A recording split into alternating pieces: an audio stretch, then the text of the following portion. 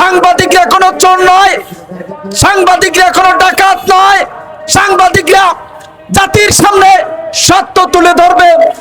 সরকারের সময়ে আমরা এই রাজপথে দাঁড়িয়ে সাংবাদিকদের অধিকার আদায়ের জন্য রাজপথে আন্দোলন সংগ্রাম করেছি। একটি রিপোর্ট করেছেন, তাতে ফায়ার সার্ভিসে যারা রয়েছেন তারা সংক্ষুব্ধ হতেই পারেন, তার বিরুদ্ধে প্রেস কাউন্সিল আছে, সেখানে অভিযোগ করবেন।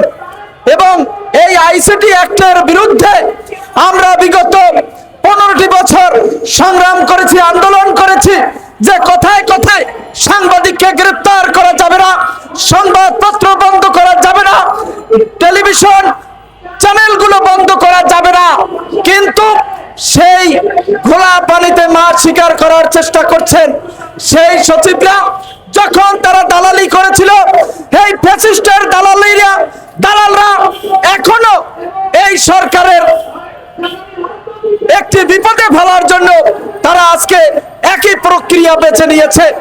শফিকের অপরাধ একটাই, সেটা হচ্ছে শফিক একজন জাতীয়তাবাদী বনা মানুষ, বিগত 15টি বছর দুঃশাসনের বিরুদ্ধে লড়াই করেছে, সংগ্রাম করেছে, রাজপথে থেকেছে এবং সাংবাদিকদের অধিকারের জন্য, সুন্দর সত্য লিখনির জন্য তিনি সংগ্রাম করেছে।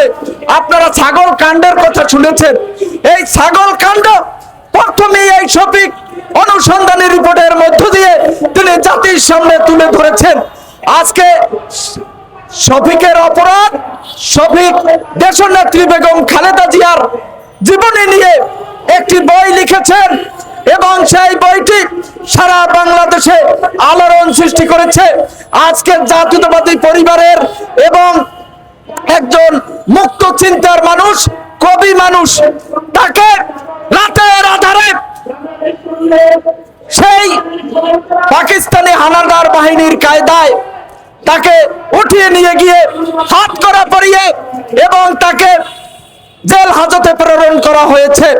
আমরা এর তীব্র নিন্দা এবং প্রতিবাদ জানাই।